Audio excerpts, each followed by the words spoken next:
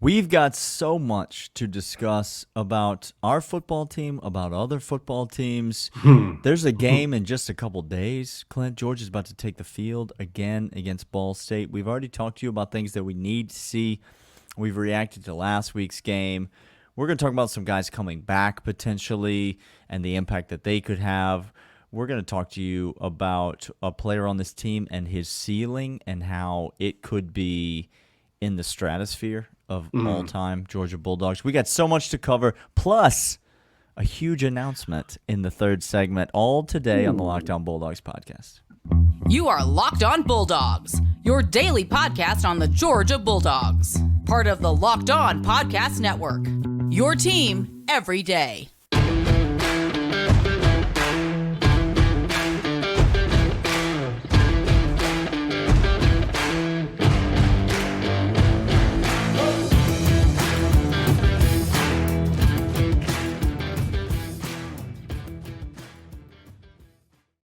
Welcome back to Locked On Bulldogs, part of the Locked On Podcast Network, your team every single day. And yes, we are talking about a key wide receiver coming back because that man, Kirby, said some things. And when he talks, everybody should listen, including us. And guess what?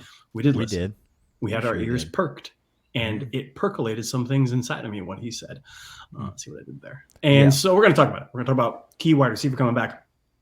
Also, the SEC had some newsworthy games of interest, games of note, or some things happened. We need to talk about it. The landscape has changed. Potential future opponents of Georgia experienced some things. The experience is one way to put it, Daniel. And then we're going to talk about Kirby not caring, but also how high is the ceiling for a Bulldog. So, Daniel, let's not bury the lead. Kirby got onto the microphone, said a bunch of stuff, but one of the most important things that he said was that a number of key contributors are getting healthy for Georgia. Getting healthy. Dejan Edwards looking good. He was in a non-contact, but he's still out on the practice field. Still wearing the knee brace, but he's out there running around. He's out there practicing. Yep. Might go this week. Smile Mondin progressing. Don't know how much we'll see him this week. Obviously played, one or two snaps on Saturday. I think he'll probably still see a limited role. I expect Xavier Sori to get his second start on he will. Saturday. But also just letting you know, you're not somebody that can go ahead and rest for a little bit at inside linebacker because C.J. Allen called, and he wants your job. We talked about this on Saturday, Clint. We talked about this on Monday. C.J. Allen, Kirby didn't mince words. He said it's the hardest position in sports to come in as a true freshman and play right away. And what did he do? C.J. Allen went ahead and did it. Okay. He came in and did a thing. So, a lot to be excited about there. But it wasn't, and it wasn't even Ladd McConkey that I think, and this might be a hot take. I'm going to argue Marcus Rosemead coming back more important for Georgia than Ladd McConkey coming back, Clint. Ooh, that is a caliente meatball. You're going to have to show your work on that one, Dan. Oh. You're not just going to go up to the whiteboard. I was not good at that in school. The answer is 11. Okay? That's it. Don't ask. Just, is it 11 or is it not? Trust the process. Here's the process. I didn't say he was a better player. Ladd's a better player. I didn't say he was a better wide receiver, catching the football, better route runner, more explosive, going to score more touchdowns. None of those things are things I said. I say he's more important for Georgia and Georgia's offense coming back. And you go back to Saturday and you look at what we talked about on this pod. You look at what happened on the game film. First two plays of the game really told a story that we have been talking about all week on this podcast, and that is the physicality in the blocking game was not up to par. It wasn't up to par on the offensive line. It was not up to par on the perimeter. First two plays of the game, Mekhi Muse catches a little swing pass, gets blown up in the backfield. Second play of the game, a very similar thing happens with Dylan Bell. Yards were not gained when they should have been gained against no disrespect intended, an inferior opponent. And a lot of that has to do with the fact that there isn't the standard of blocking on the perimeter being set by a guy like Marcus Rosemy. Kirby talked about this at length in the presser. It's not just coach speak. It cannot be oversold in this offensive system to play for Kirby Smart, to play football at the highest level. You have to be willing to do this. It makes everyone around you better. Now, Marcus Rosemy is a good wide receiver in his own right. He can go out and catch the ball. He can go out and run crisp routes. He can go out and get behind a defense. He can come across the middle. He can be that guy, Clint, that's the intermediate game option that we talked about Carson Beck needing. Carson Beck needs some guys that are willing to not catch a swing pass, not catch a deep ball, but to run 15-yard post and turn their head, make a catch, absorb contact from a safety, and get a first down. Marcus Rosemy is your guy if that's what you're looking to do. And so all the skill set that he brings to the table largely speaks directly to all of the frustration that we had on Saturday. That's why I say, Clint, most important wide receiver Georgia could get back. Not the best wide receiver, but the most important. Yeah, that 10-yard, 15-yard in route, that dig coming behind the second level of the linebackers in between the safeties, sucking them up. That's going to go ahead and expose a guy like CJ or like Arian. It's huge and it's critical because if you can't trust that guy catching that ball coming across the middle, nothing's going to help, Daniel. No. You can't open up the passing game. The tree is shortened. Yeah. The patterns are shortened. I'm not going to deny that you might be onto something because it's, again, not the most practically not the best player, not the most skilled, not even the one who's going to be most prolific in this offense, but a piece of the wheel, a cog that is crucial for the entirety of the offense. It's almost like for a run game, the running back's really important, but left guard not missing his assignment and getting thrown down by the inferior opponents, Daniel, that you said they were. Someone that weighs 150 pounds less than him. Yeah. That's not a great look. That's the thing. So I don't disagree with that. Ladd McConkey also reports coming out. He's not going this week. He's not going to go this week. This is just flat out not going to go. If you're not practicing on Tuesday, you're not going to go against Ball State. If this is the national championship game, Ladd McConkey's out there.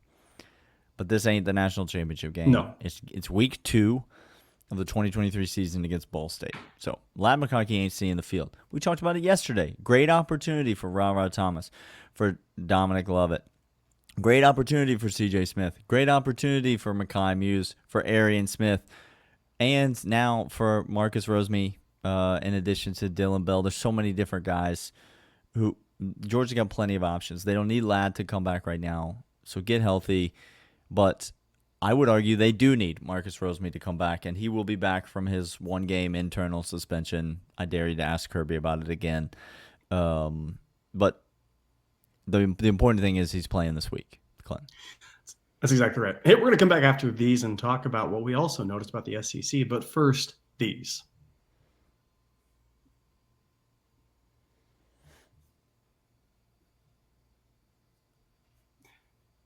Daniel, these are Clint. These are eBay Motors.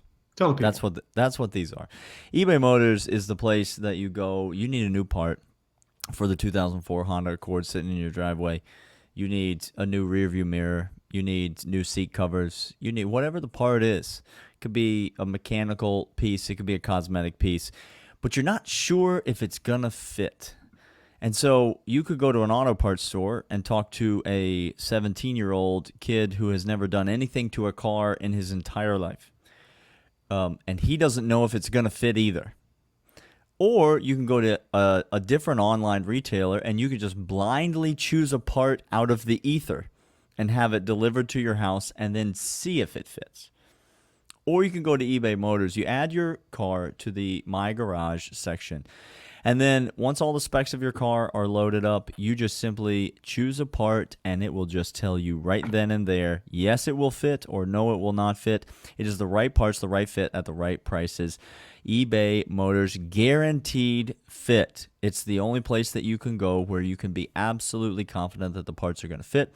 They're going to be well priced and they're going to ship directly to your door so that you can get the job done. ebaymotors.com. Right parts, right fit, right prices. eBay guaranteed fit, only available for U.S. customers. ebaymotors.com.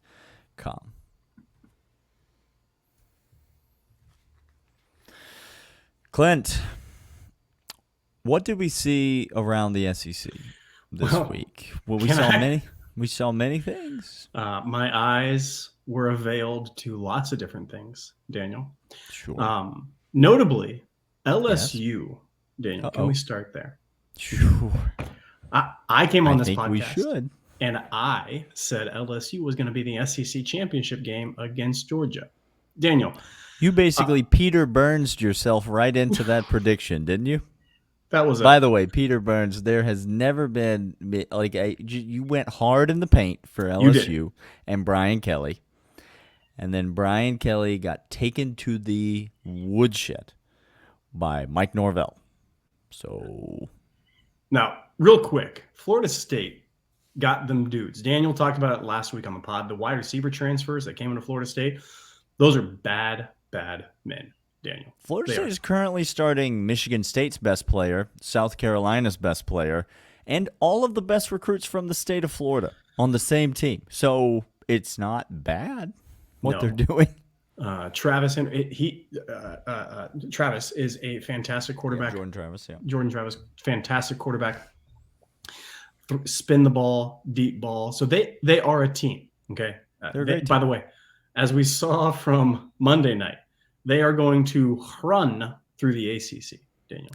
Just like it's a tin horn, Clint. Yeah. They are going to run through the ACC. It's bad. Clemson is bad. It's bad. Okay. Let me just cut to the chase and ask you this question. Is LSU going to win the SEC West? Daniel, it's hard-pressed for me to say yes at this point because Alabama's the thing that I said Alabama's going to have a couple close games. And don't get on me for Alabama's offensive explosion. Here's what happens when you face an undisciplined, talentless team against when you have an athletic quarterback that is very, very gifted at being Anthony Richardson 2.0. You fumble a snap behind you and you run for a 25, 35-yard touchdown. That sort of stuff happens all the time in those games. Georgia didn't do it. Because Carson Beck ain't going to do that. He's not 6'5", 250, admittedly. Alabama, I still got questions about. Their defense, I have no questions about. Their defenses are incredible Zero players. questions. LSU, I have a lot of question marks, not on offense, but on their defense. And the secondary is depleted, and they have it's talent void on the back end, Daniel. Talentless. The secondary at LSU does not have any talent. No. And that is insane to say out loud. Can Alabama throw the ball? No, Clint. This is the question. Alabama's not FSU. And I don't mean they're not as good as FSU, although I do believe that's true. They're not as good as FSU, but that's not what I'm saying in this moment. That's a crazy statement, by the way. Just think about that for a hot minute. Before the season, if I were to tell you that you were going to say FSU is better than Alabama. I mean, to be clear, if you look at my preseason wagers, I thought FSU was going to be better than Alabama this season, and I'm unequivocally, I'm doubling down on that. But what I mean in this statement is that FSU doesn't do the same types of things that Alabama can do. No. Right? FSU, it looks a lot more like Alabama 2020 than they look like Alabama 2023. Well said. And let me just tell you, Alabama 2020 would have scored 90 points against LSU. But is Jalen Milroe going to score all those points against? Are they going to line up and just run the I formation at LSU? Is that how they're going to score all those? I don't know. This is what I'm saying. So I'm not ready to say LSU is out of the SEC championship game. I'm not ready to say that. They now, backs against the wall, boats are burned. They have no other option. If Brian Kelly wants to amass the preseason hype and get back with the quarterback that he has, with the talent that he has, taking the world by storm last year and repeating that success, he's got to run the table in the SEC West. He could. And he could, okay? Admittedly, he could. Because this week, Daniel, coming up here, Alabama has a little bit of a problem. A little bit of a tester? They got a problem on their hand. The problem is the defensive line for Texas. That's what Alabama has a hard time with this week, Daniel, because defensive line for Texas is going to manhandle the offensive line. Milroe going to have to prove himself. Oh, check back tomorrow on the Locks Pod, because I believe Clint might have just sprinkled something, a little amuse-bouche, if you will. Come on now. Sorry, Gurf. That one was on me. Won't happen again. I'll tell you what I noticed. Georgia's going to just continue a tradition that's unlike any other, which is beating South Carolina by 100 points. That's what's going to happen in about 9 days from now. South Carolina is quite bad. The offensive line at South Carolina might be the worst single unit in the SEC. It's not that it's bad. It's not that they didn't execute. It's not that they don't have any talent. It's not that they're not coached. It's all of it put together, Daniel. There it is. Yep. No. They have no talent. All those things. They aren't as skilled. They're not as big. They don't do assignments, and they can't be coached well. It is awful. Michael is going to end Spencer Rattler's we said this before the season career. We said this before the season. This week. It's not. I cannot wait for it. I'll be totally honest with you. I cannot wait to see, because I don't think Shane Beamer is going to bend the knee this year in the press conference. I don't think, like, he's a little fiery Shane Beamer now. Well, you saw him in the yelling press conference people. He's yelling last at week. He's yelling at the chain gang. He talking about concession stand workers catching strays from Beamer. Wasn't a stray when you point it at that individual. That's not considered a stray. That's true. That's true. All right. There's so many things we can talk about around the SEC. Interesting to see how the season shapes up. Joe Milton did not look good, by the way. I just get that in for Tennessee fans that are listening to the pod because it's their favorite show. Joe Milton did not look good. No. Just flat out didn't look good. I know Tennessee scored 1 billion points and they won against Virginia. And that's great because I bet on them and they covered and it was great.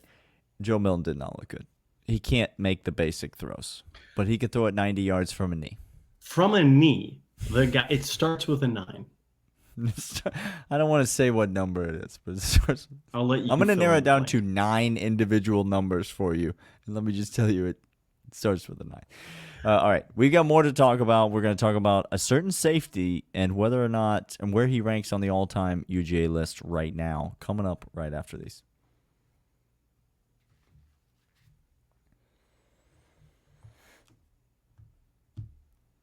But before we get into any of that, Clint, let's not bury the lead further. This is the announcement that we've been dying to share with y'all. Okay, so let's got our it. T's crossed and our I's dotted. By the way, welcome to the 199. We started this podcast way back when.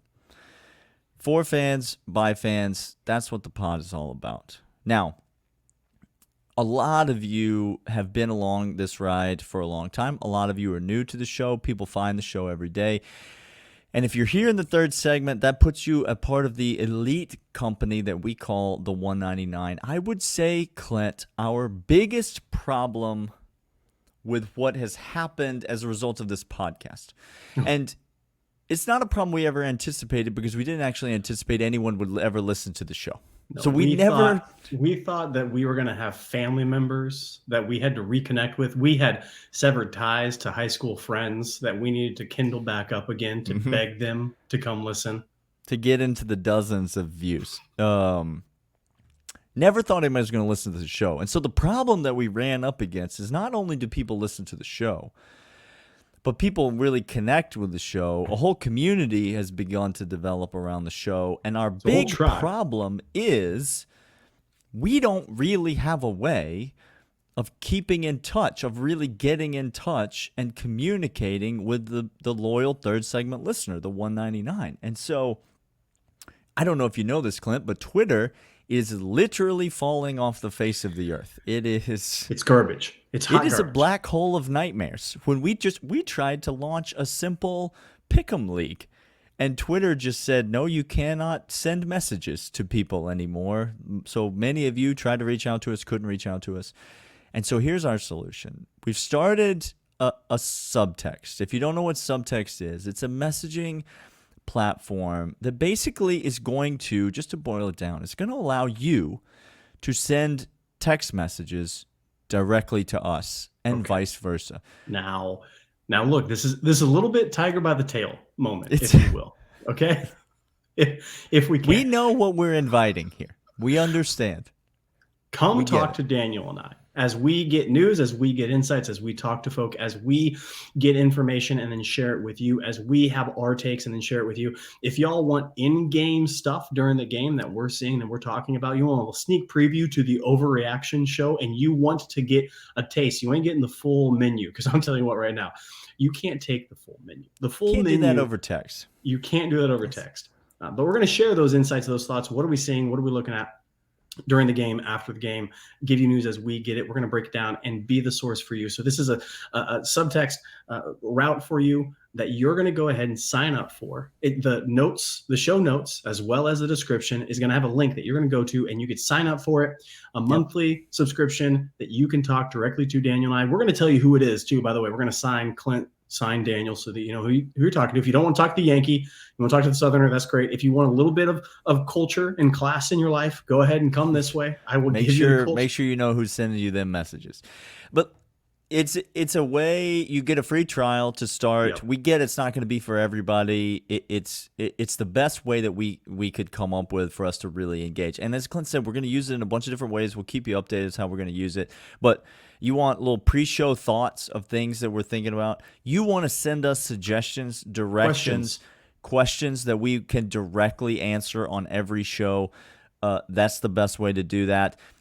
You want to hear our halftime thoughts. People have been asking us to live record during the games. That just doesn't work for us because we have families and kids that love watching the games with us, and so we can't give that time up. But what we're doing constantly is texting each other during the games, and we would love to be texting you during the games. And so join subtext.com/LockedOnBulldogs. The link is in the description. Try it free for 14 days. If you like it, stay. If you don't, doesn't matter to us. It's no big deal. But it's a way for us to keep in touch with the 199, and we think it's going to be really fun. So we think so as well. All right, let's talk about the safety, Malachi Starks. Our buddy Josh, our buddy Brooks Austin.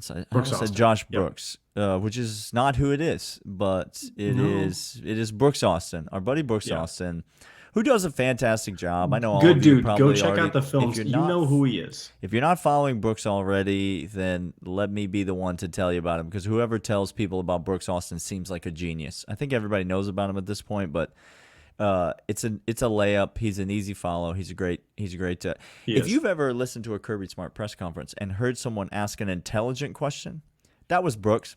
That was him. That was who that was.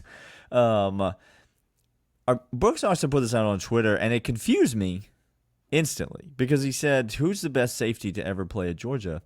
And then he acted like there haven't been any, which was confusing. Brooks, I'm not in any way trying to infer is a casual. No. There's nothing casual about him. No. But a casual might look at a guy like Thomas Davis, who's one of the most successful middle linebackers in NFL history, and think that he is a middle linebacker coming out of Georgia. But he was not. In fact, He was a strong safety. Played strong safety all 3 years at Georgia, and is unequivocally one of the 5 best defenders to ever play at Georgia. Not only is he the best safety, he is one of the best players.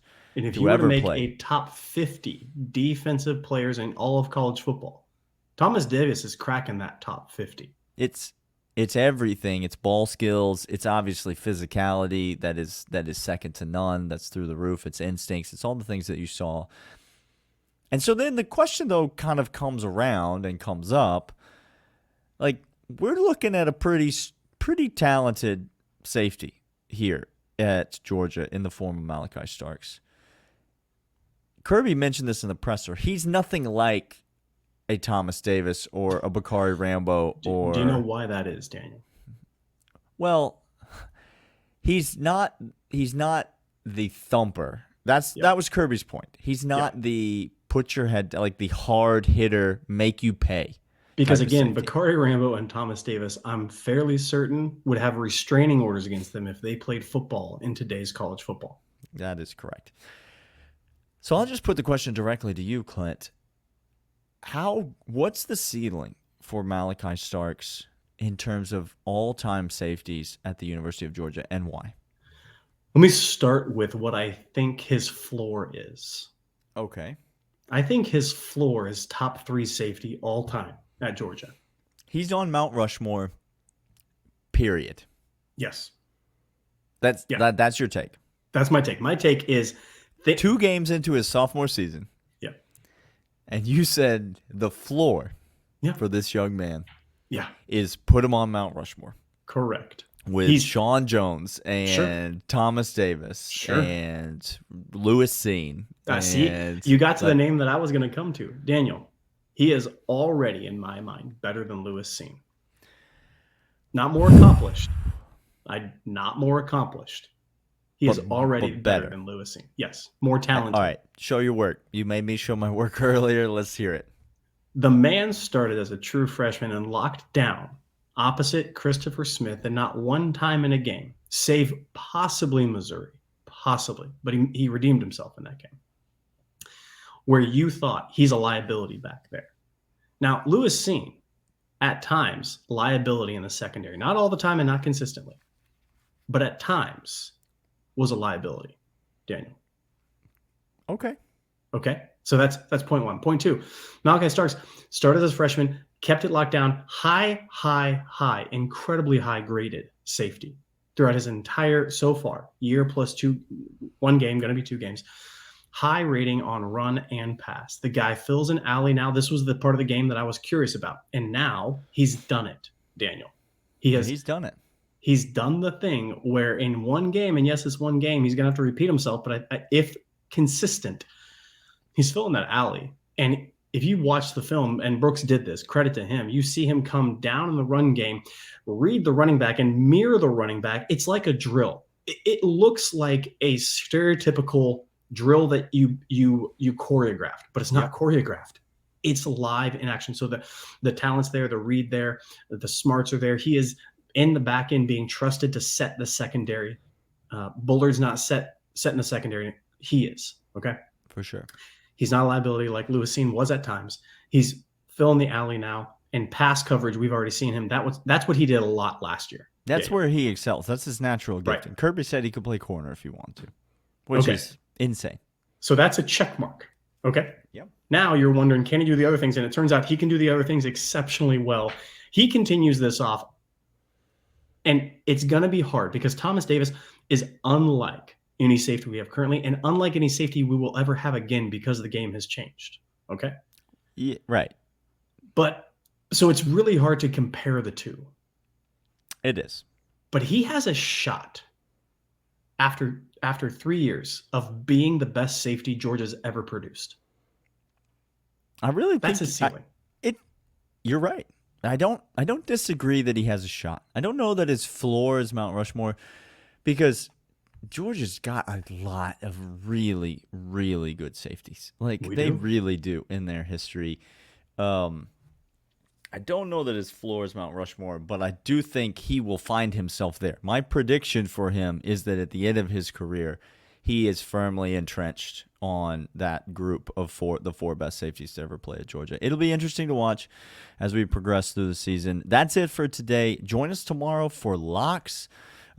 Subscribe to all the platforms. We love you guys. Join the Subtext. Try it out for 14 days if you want. Links are in the show notes and descriptions.